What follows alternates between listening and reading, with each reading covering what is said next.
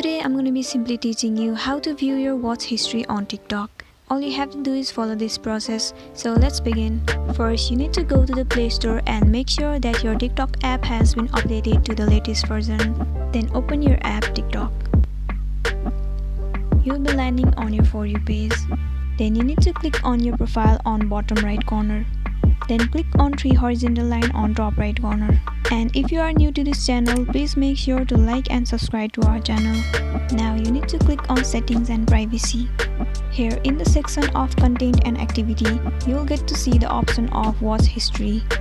You need to click on it. And then click on OK. You'll get to see all the videos that you have watched recently. And these videos will be disappear after the 7 days. Well, this much for today, and I hope this video was useful for you. Thank you for watching it till the end.